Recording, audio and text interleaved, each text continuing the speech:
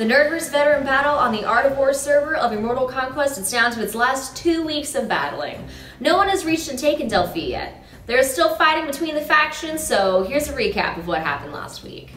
The data our insiders have gathered covers November 19th through November 25th.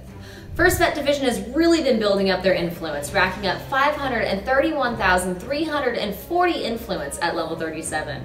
Within the past week, they've occupied 11 cities, of which 2 level 5 cities, 2 level 6 cities, and an amazing 2 level 8 cities. Nerd has not stopped their growth either. At level 35, they're coming in with 304,780 influence, and 7 cities occupied during the data collection period. They've got a level 6 and a level 8 city under their belt from last week's battles. Nerd members are still holding the fort in PvP battles, killing nearly 29 million enemy soldiers and engaging in 8,123 PvP battles.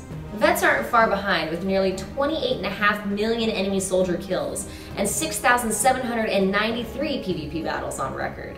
The 14 veteran alliances have made progress with 132,600 influence, while the 5 nerd alliances are at 159,700 influence. Now the goal Delphi is clear in sight.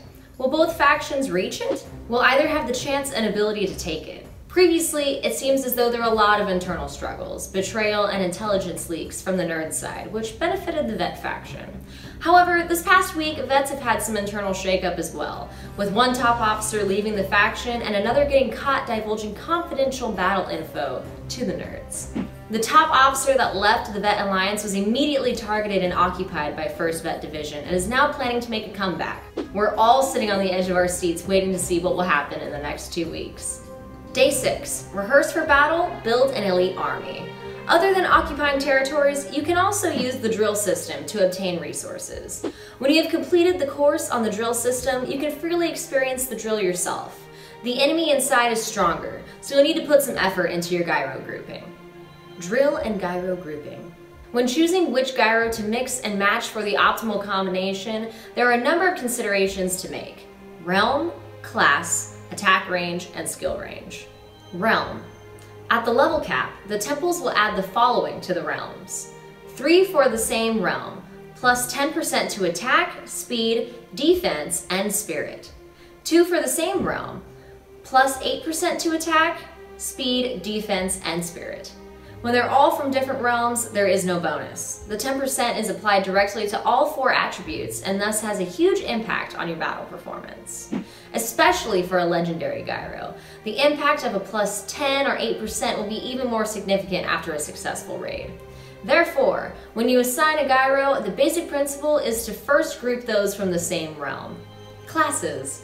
Bonus for 3 cavalry, plus 10% to speed and attack. Bonus for 3 archers, plus 10% to speed and defense. Bonus for 3 infantry, plus 10% to attack and defense. The bonus reduces to 5% when you have only 2 of the same type of soldiers. Looking at how the bonus will be computed, each combination has its own advantages. Relatively speaking, the cavalry is more suitable for physical and offensive attacks. Archers are more suitable for forming spirit attacking teams. Infantry is more suitable for tackling tough and sustained battles. Try to choose those from the same type. You cannot afford to ignore the realm bonus effect. Gyro are divided into archers, cavalry, and infantry. Each class has the capability to counter other classes. Archers to counter cavalry, cavalry to counter infantry, and infantry to counter archers. Hence, when your opponent's gyro is an archer, you should try to adjust the number of cavalry in your troops. Attack range. The range is at least 3 for rear, 2 for center, and 1 for front. This is gyro assigning 101. You can ignore this only in the later part of the game, where you have many legendary skills and specific gyro. Skill range. Each skill has its own operational range and scope.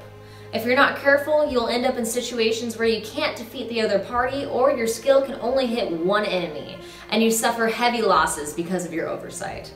Taking the incantation of death as an example, effective range 5, target type 2 to 3 enemies within effective range. Effective range and attack range are similar. In other words, if the center and front forces use this skill, the effective range can hit all of your enemies, which is 3 targets. If this is deployed by the rear, Only the enemy's front and center are within effective range, which is 2 targets. Based on this difference, if the incantation of death is deployed by the rear, you will lose the opportunity to cause damage to 1 more target. That's it for this week, guys. I will see you next week for another Nerds vs. Veteran Battle update.